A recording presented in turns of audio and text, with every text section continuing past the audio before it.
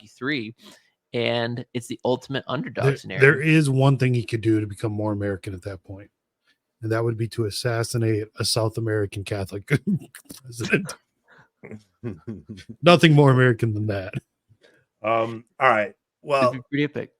All right, let's get off politics. Let's do the last thing we're going to do on YouTube, and then we'll jump over to locals. But let's do that. Let's do that trailer, Rob. The Amazon, yeah. Let's do the Amazon trailer because we want to get back to Catholic content. I saw like 40 people dove out when we started talking politics.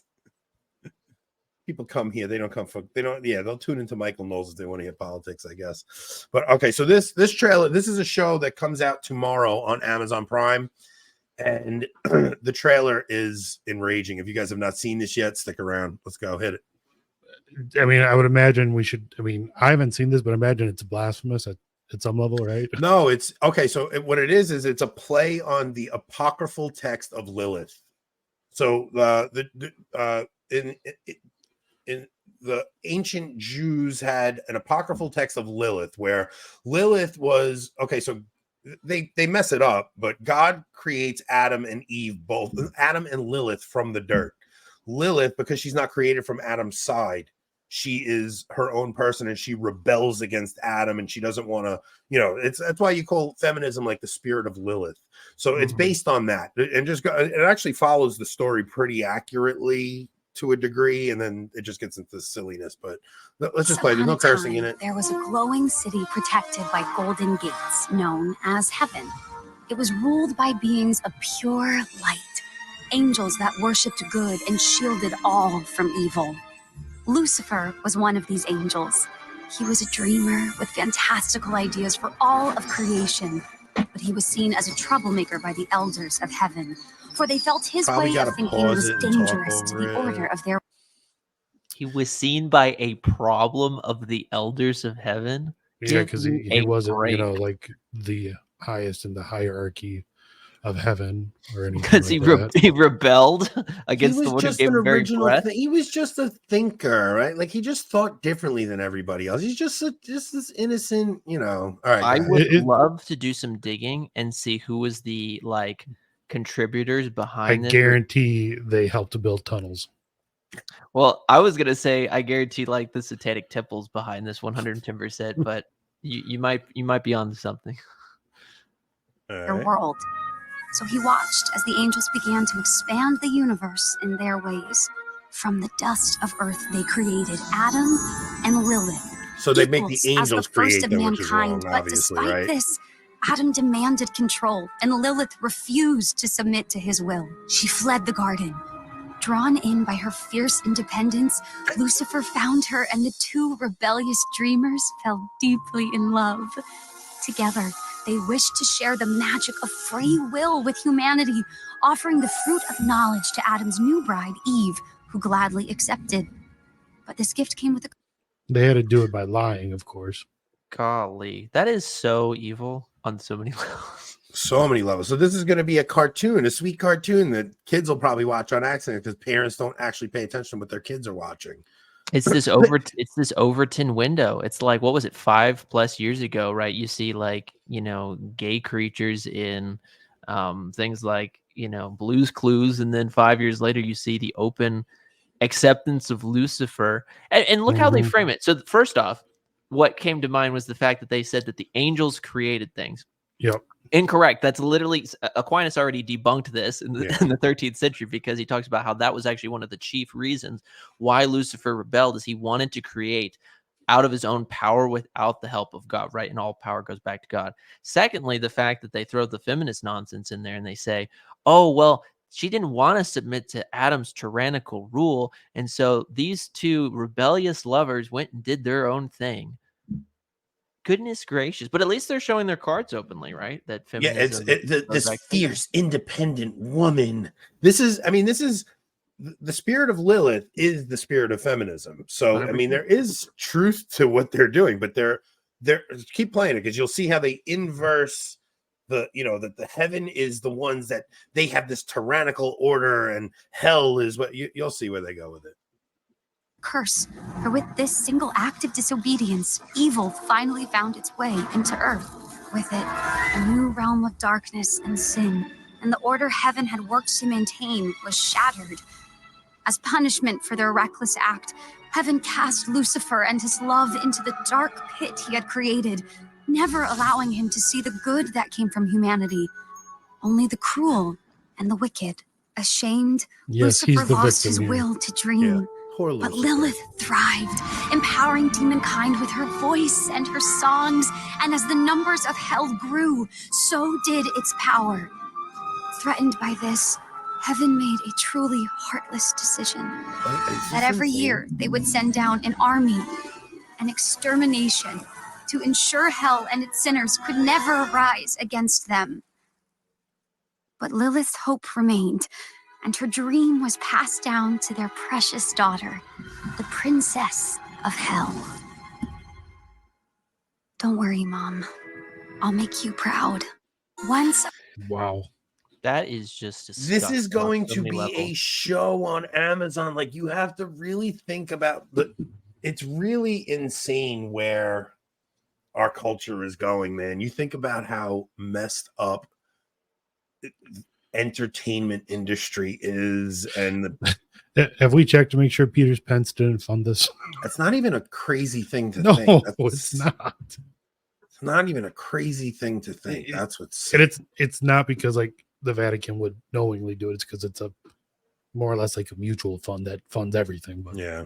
But heaven did a heartless thing. What's funny is, like, God actually does do that. He restrains evil, especially during the time of the spread of Christianity, right? But not at the creation of the world. The creation of the world, the demons are running rampant. You see, I mean, you read this in the Old Testament, that all the nations are worshiping these foreign gods, and Israel has to be kept separate so that they don't do it. But the irony is that this is probably, like somebody said, the people that are digging tunnels are behind this. Is because anything to subvert Christian culture, and the thing is, people that don't know any better may actually think this is the Christian story. It wouldn't surprise me. I mean, there was polls that were done a couple of years ago in the UK where they were asking people who are the figures in the manger, and most people, it was something like 40% of millennials didn't even know who was in the manger. Like, they just didn't even know the basic nativity story. And so the thing is, like, you can have all kinds of confusion in the future of people who don't know just basic Bible stories, who are going to go around and be like, yeah, I saw this Amazon show when I was like 14, and this kind of gives me a whole perspective. Like, why are you guys all hung up on rules? Like, why can't it be a spirit of freedom and liberation as opposed to, bondage, etc.? All of this, it's so funny because they all talk about I can be good without God. What does that even mean? What does that even mean? What do you mean you can be good without God? What you are saying is you believe in Christian morality, but what you want is to be left alone in anything that has to do with lust. Yeah, it's always that. It's always lust. It's always, I want to do what I want to do with my pelvic region. You can't tell me anything, but I still want to have it where you can't steal from me. I still don't want you to be able to cut me in line. I still don't want you to be able to don't give me a mean tweet at 3 a.m. Yeah, there's still I no still cafefe. want you. I still want you to treat others as you want to be treated. You want the golden rule, but you just don't want. But it doesn't work. When you get rid of the Christian sexual ethic, everything falls apart, and you can see that happening in our world right now. Right? They gotten rid of the Christian sexual ethic, and look at the violence you see every day. Look at the inner cities, how much violence there is. Look at every one of these. Of the rainbow protesters, when if they go and they see somebody who speaks out against abortion, how it gets violent. When you get rid of chastity, you get violence. It's just inevitable. There's no way around it. 100%. 100%. And it's so interesting that it is always that vice. Right. Always. And so that's why, again, just to use it as a tit example, going back to the very first thing that we talked about, it should be emphasized way more by the Holy Father of how bad this is. And it's not just like, yeah, it's some disordered stuff in the pursuit of love. It's like, that's not what lust is. It's a crime against God, and it creates havoc worldwide. Havoc worldwide. You have to really understand that what civilizes the world is the idea of marriage being between one man and one woman. I don't think people really grasp that the idea of marriage, because you will hear people say, you'll hear Christians and Catholics say this. They'll say marriage predates Christianity, but it really doesn't. Even if you look in the Old Testament, all the Old Testament figures take multiple wives, right? Islam, when they all have multiple wives, the idea of one man and one woman together for life is a Catholic teaching. It was never before that. It was always a man could, even in Judaism, you could divorce your wife. Moses allowed for divorce because of your hardness of heart. The idea that a man and a woman would stay together for life and that bond was indissoluble is a Catholic teaching. And I think we've really lost that. And we've lost the understanding that that is actually what civilizes the world. It's what makes men civil, is when they start treating women better. And we're devolving back into this time where the mistreatment of women through the most horrific things is just rampant in society. And it's causing the downfall of civilization. Yeah, C.S. Lewis said in one of his books, I forget which book it was, but he talked about how, like, we're going to be in for potentially several hundred years, a new pagan era, right? A new pagan Europe, a new pagan America, et cetera, et cetera. And therefore, Catholics have really got to ask themselves the question, are you willing to live like a Catholic in the first 3 centuries of the church's existence, where you have persecution? I mean, look, you see people, you use the example of how people freak out at abortion rallies upon people who are just praying. Think of the lady in the UK, right, earlier last year, who got arrested for literally just standing outside praying in her head. Out of abortion clinic. That's there. We're talking about the Overton window at the moment. Think about what it's going to be like in 10 years.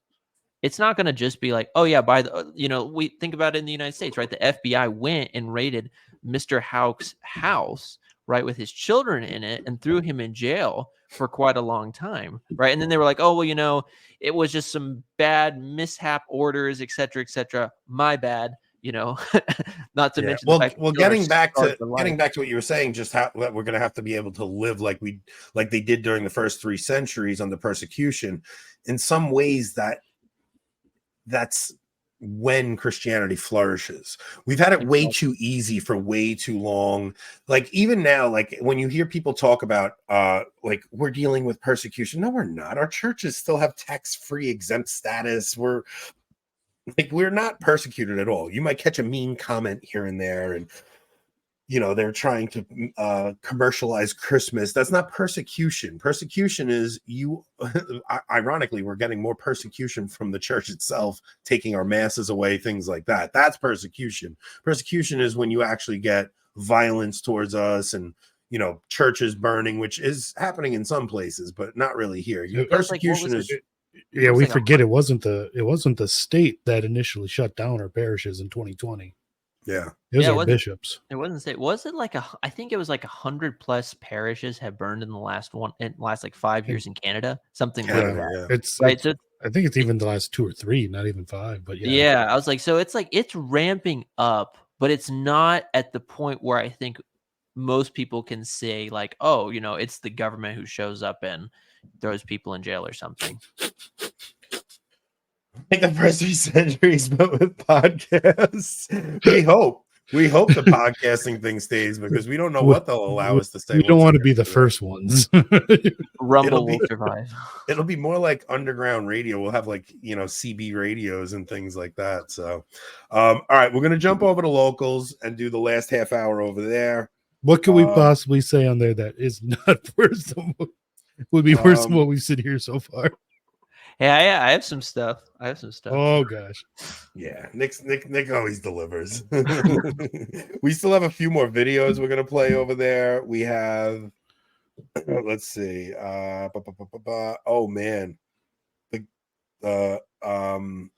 that one video you sent with Rob sends me because see, letting your wife drive is a form of suicide. Oh yeah, This story is bad, dude. Yeah. This guy's No wife death. almost killed He him. survived. No death. He survived. Yeah. It's not a snuff I video. double checked that, guys. No suitcases tonight. So, all right, guys, follow us over to Locals. And remember, Saturday, we're doing Father Maudsley, and that show is going to be, we're going to do like 20 minutes on YouTube just to get people to go over there. That show, as I'm looking forward to that one more than anything because I read his book. I have questions lined up. Like, I'm really, really interested to, especially people who are confused about like how we as Christians are supposed to handle the people of the old covenant, like what's our relationship to them supposed to be? Should we support Israel? Things like that. You're going to hear things that are so interesting that you probably never heard before. Father Mosley is he's brilliant, and he talks about the Old Testament and brings up things showing what is coming at the end of time and how those things are actually being set up right now. It's very apocalyptic, that book, and it blew my mind. Like just him showing some things from the Old Testament and how they're actually, you're seeing these prophecies go. Saturday show is going to be fire. It will be at 8 a.m. Eastern time, 7 a.m. Pacific. So, yeah. No, do not listen to Anthony. 8 a.m. Eastern, 7 a.m. Central. Central, not Pacific. I have Central. idea what that Central. time is in England. Yeah, Central. 8 a.m. Eastern, 7 Central. Are you going to wear a button-up shirt and No, tie he's for not that Bishop. one? I don't do that. He's not a bishop. Oh, he's not that cool. Okay. Sounds good.